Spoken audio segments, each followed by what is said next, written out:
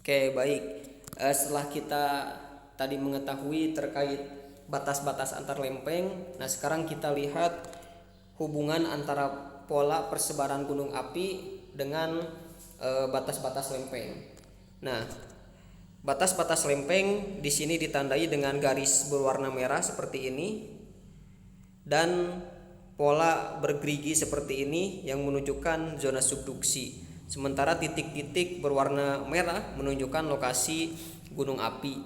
Nah, apabila kita lihat lokasi gunung api itu cenderung terakumulasi atau banyak terdapat di zona-zona batas antar lempeng. Seperti di sini yang berasosiasi dengan zona subduksi. Terus di sini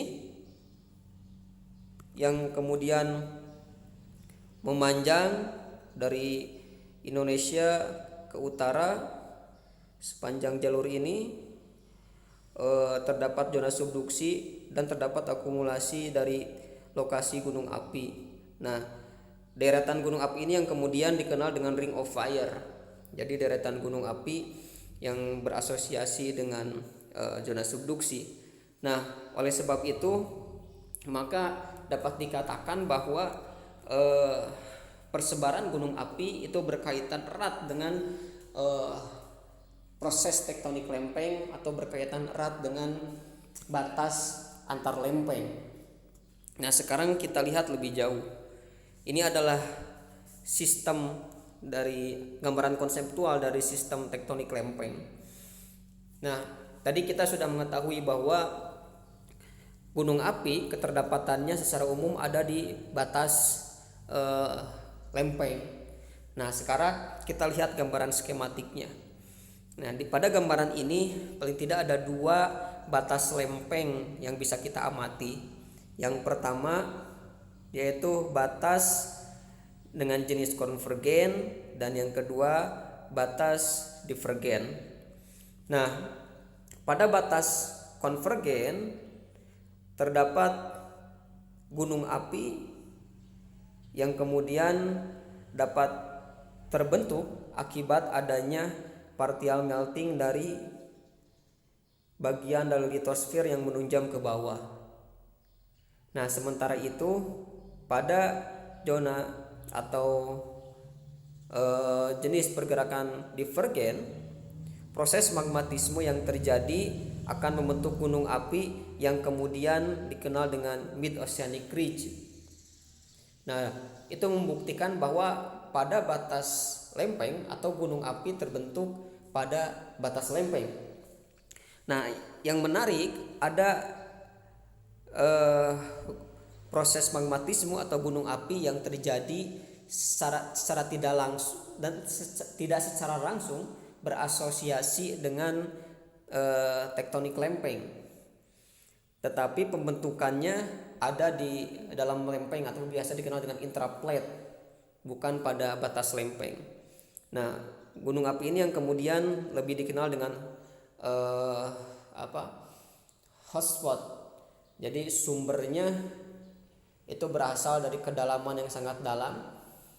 Ada teori yang menyatakan bahwa sumbernya berasal dari batas antara inti dengan mantel yang biasa dikenal dengan hotspot. Oke, sekarang kita bahas lebih detail jenis-jenis gunung api berdasarkan batas lempeng. Nah, proses vulkanisme di batas lempeng divergen itu disebabkan karena adanya partial melting pada bagian astenosfer yang kemudian magma yang dihasilkan terakumulasi pada suatu area. Nah, ketika magma yang terakumulasi sudah sangat banyak, artinya wadahnya sudah tidak mencukupi, artinya dia harus berekspansi ke luar dari wadahnya itu. Nah, ekspansinya itu akan menuju ke permukaan karena dia memiliki densitas yang lebih rendah. Nah, ketika dia bergerak ke permukaan, maka dia akan menyebabkan kerak di atasnya membentuk fracture yang menjadi zona lemah sehingga magma bisa naik ke atas sehingga terbentuklah gunung api atau terbentuklah kerak yang baru akibat magma yang keluar ke permukaan. Nah, berdasarkan kecepatan spreadingnya, kecepatan pemekarannya, maka ada 3 jenis spreading ridge. Yang pertama itu fast spreading ridge, medium dan slow spreading ridge. Nah, masing-masing terutama untuk fast dan slow itu akan menghasilkan suatu proses yang berbeda. Pada fast spreading ridge yang dominan terjadi adalah proses magmatisme.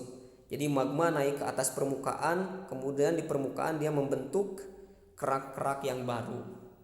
Sementara pada slow spreading ridge yang dominan terbentuk adalah faulting. Jadi bisa dibilang proses magmatisme hampir tidak ditemukan, tapi yang banyak terjadi adalah faulting seperti ini sehingga membentuk biasanya bentukan graben. Nah, apa yang menyebabkan adanya perbedaan? Nah, yang dapat menyebabkan adanya perbedaan adalah suplai dari magma. Jadi ketika suplai magma banyak, artinya magma yang mendesak ke permukaan itu semakin tinggi, artinya akan semakin cepat dia mengalami spreading karena tertekan dengan tekanan yang cukup besar. Nah, magma yang banyak itu pun menyebabkan akan cukup dominan proses magmatisme yang terjadi di permukaan.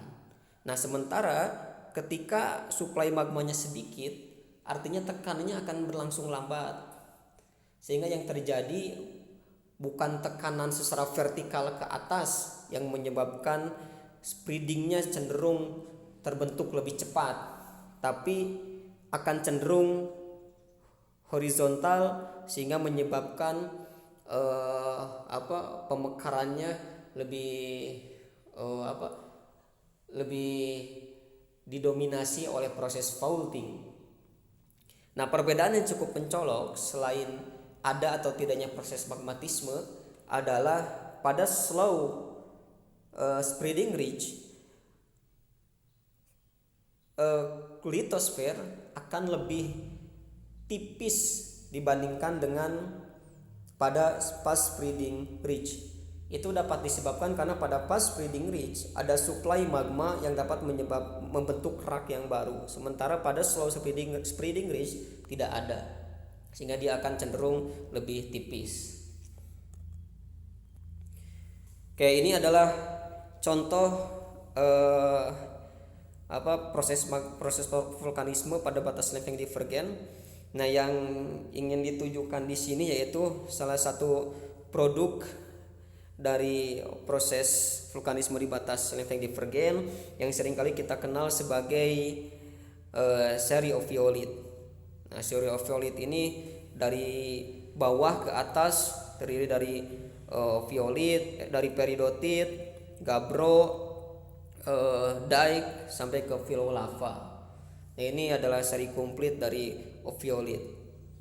Biasanya bisa kita amati dengan baik di daerah Karangsambung salah satunya. Ini menunjukkan produk yang dihasilkan dari proses vulkanisme di batas lempeng divergen. Nah, kemudian pada pembahasan sebelumnya proses vulkanisme di batas lempeng divergen itu berkaitan dengan proses yang terjadi pada oceanic crust atau lempeng samudra. Nah, sementara ketika terjadi di continental crust itu dapat kita sebut sebagai continental rift. Nah, proses continental rift ini ada 2. Yang pertama aktif continental rift, yang kedua pasif continental rift. Aktif continental rift pemekaran di trigger oleh proses intrusi dari magma yang terbentuk di lithosfer. Jadi ada suplai magma yang naik ke permukaan sehingga menyebabkan dia spreading, sehingga terbentuklah gunung api atau terjadilah proses vulkanisme. Nah, sementara pada Pacific Continental Rift tidak ada suplai magma yang naik ke permukaan. Nah, proses spreading disebabkan karena adanya extension pada asthenosfer. Extension ini disebabkan karena adanya konveksi yang menyebabkan dia terus bergerak secara berlawanan, sehingga kerak akan semakin tipis, maka terbentuklah graben yang menyebabkan terbentuk rift atau terjadilah spreading pada continental crust. Nah, yang cukup terlihat berbeda pada aktif continental rift terjadi proses vulkanisme, sementara pada Pacific continental rift tidak ada proses magmatisme, kecuali ketika Pacific continental rift ini sudah mature, sudah lama terbentuk, terbentuk fault yang cukup banyak. Kemudian ketika suatu waktu mantle sudah mengalami partial melting, maka magma akan naik. Tapi trigger utama yang menyebabkan spreading pada Pacific continental rift bukanlah adanya pengaruh desakan dari magma, melainkan proses extension dari lithosfer. Oke, kemudian proses vulkanisme di batas lempeng transform. Nah, ini ini cukup unik karena pada batas lempeng transform proses magmatisme itu harus dipicu atau di-trigger oleh aktivitas vulkanisme di batas lempeng yang lain selain transform. Dalam hal ini batas lempeng transform itu berasosiasi dengan batas lempeng divergen. Nah, pada batas lempeng divergen di bawah permukaan terdapat sumber magma. Nah, sehingga ketika sumber magma ini naik ke permukaan karena ada asosiasi dengan